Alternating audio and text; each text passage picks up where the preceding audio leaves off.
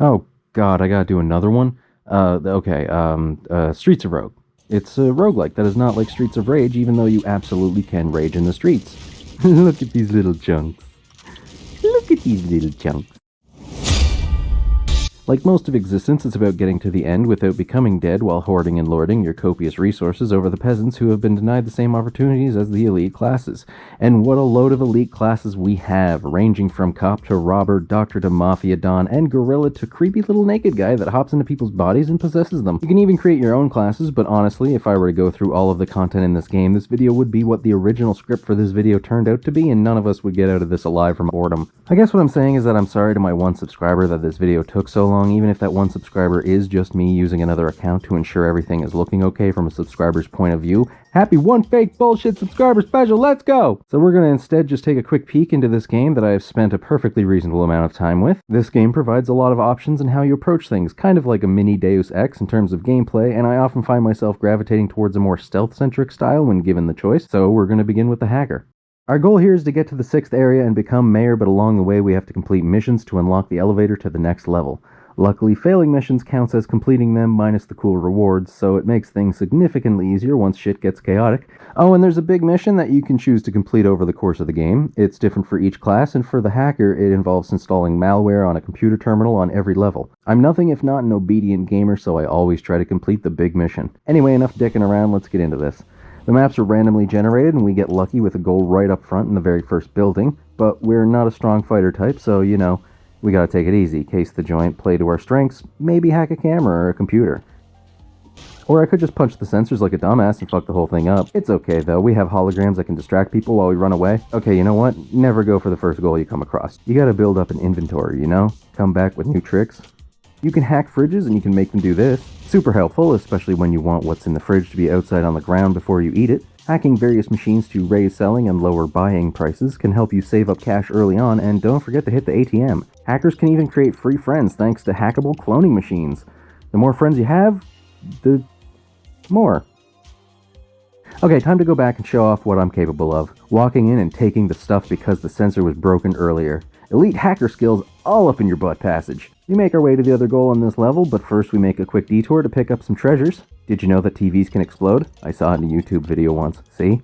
With that stuff out of the way, it's time to get serious. We've got to make it in there, break open the crate, get with the whatever the fuck, and get out without needing to fight the entire base. First order of business, hack the turret and the security cams, setting the turret to only being able to attack the owners before setting the cameras to being able to detect either the owners or everyone. Setting this to everyone can allow you to trigger the camera to make the turret shoot someone outside the camera's current view. But if the random level generation isn't in your favor, that could happen.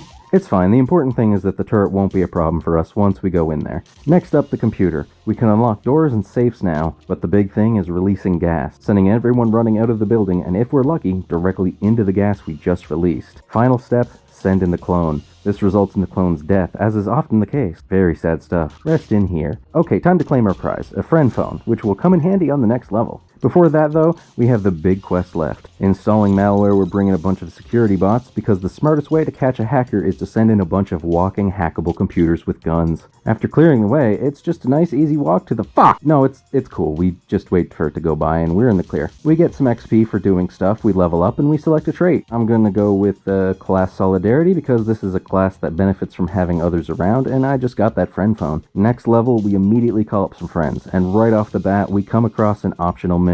This bartender wants us to free a nearby slave. Easy, let's do this. Okay, so let's do a practice run on this slave. Hack the helmet, deactivate, not detonate. Okay, slave is freed, we get XP, and everything is okay. Great, huge success, time to do this for real.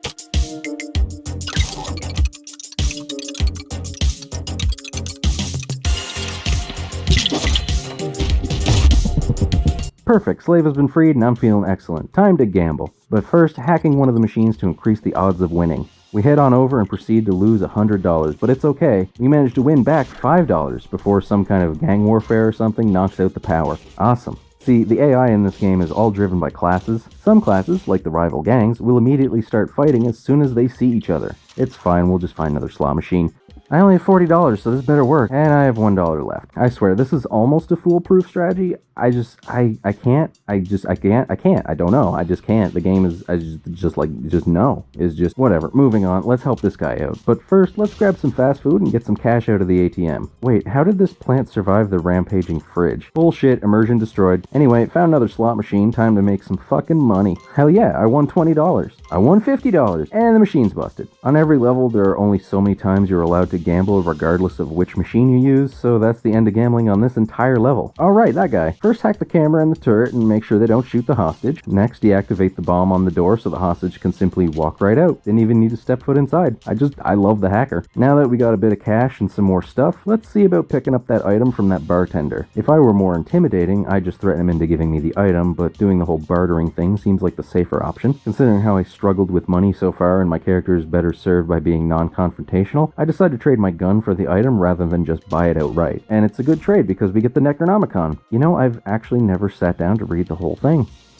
Ham sandwich! Now we just install some of the malware and run the fuck away from the killer robots because we fucked up and didn't hide, and oh god, we made it! Unless we're playing with some of the many unlockable modifiers in this game, which we're not, the third level of every floor has a special random hazard thrown into the mix. This time, it's radiation blast every 20 seconds. As long as you're inside, you're safe. And in this game, inside simply means standing wherever a building used to be, even if there are no walls left. Okay, time to get something out of the safe. Options like releasing gas by hacking computers can only be done once per computer, and we might need that later, so as soon as this radiation blast hits, I'm gonna run outside and drop the syringe into the ventilation system, which somehow creates gas. Luckily, this gas is poisonous rather than making everyone invincible or something, so when these guys run outside, the radiation blast kills one of them and severely injures the other. Now we can hack this computer and vent out more poisonous gas that I guess they just have stored in the ventilation system? Whatever, stop thinking. Timed this right, and not only will he take damage from the poison, but the radiation blast kills him too. After looting the safe, we could move on, but this is a nice place to hide from killer robots, so let's install the malware early. After thinning the herd, as we do, let's make a nope, turn around,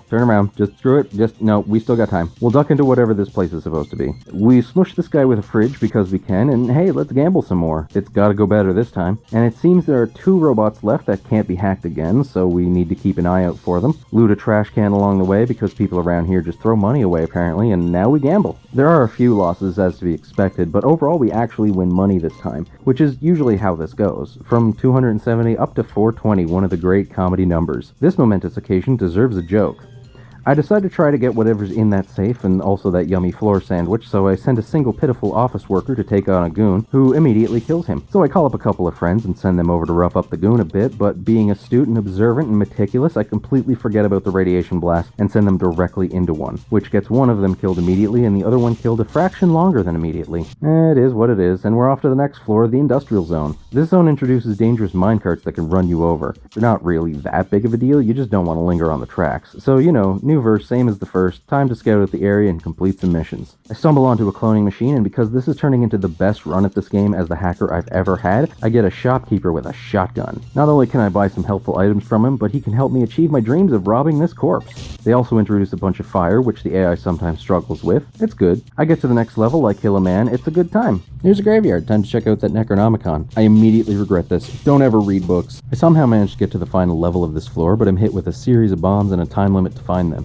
I managed to find them with only a few innocent casualties along the way, thanks to them literally being marked on the minimap. But while doing so, I decided to install the malware on the computer that I then have to smash to get the final bomb, and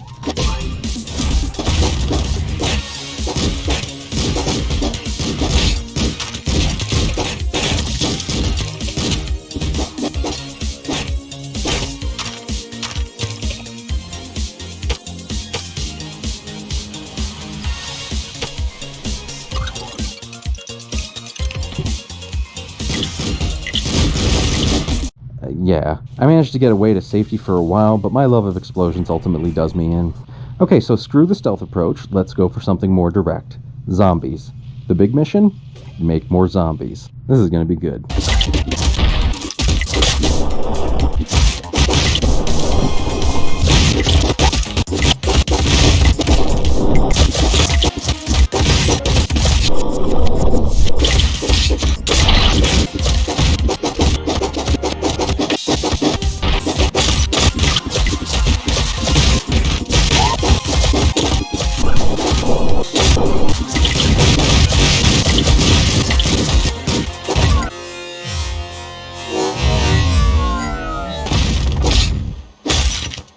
Alright, fuck this noise. I'm getting the goddamn mayor hat. Time for a custom character who ops like nobody else. Blambo. Op on, Blambo. Op on.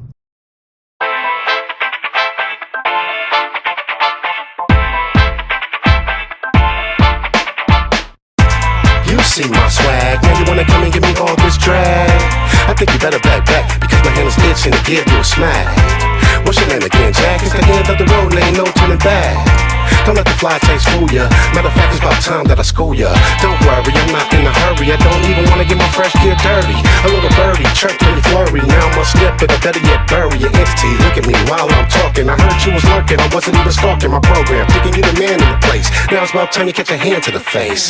Look, pimpin', I ain't playing. In a minute, you're gonna be laying on the ground. I ain't messing around. My city, my rules, my money, my town. Look, pimpin', I ain't playing. In a minute, you're gonna be laying on the ground. I ain't messing around. My city, my rules, my money, my town. Rim tilted, coke quoted, fresh to death. Literally, I do kill it. Blood stirred in this game of death. Yeah, you hear the announcer, but ain't no ref. I just kept hearing your name too much, and that's it. Now I just came to touch your backbone with a boot. I came to the tooth. It don't take much now, ain't that the truth? My boo got a thing for you. She really likes money, but the pain would do. You can't hang you a featherweight. I can't believe that you made it this far. It'll never take a lot of work to make it levitate. I strike first, don't hesitate to populate the murder rate. You just sealed your fate. On the holidays, that'll be one less play. Look, pimpin', I ain't playing. In a minute, you're gonna be laying on the ground. I ain't messing around. My city, my rules, my money, my town. Look, pimpin', I ain't playing. In a minute, you're gonna be laying on the ground. I ain't messing around. My city, my rules, my money, my town.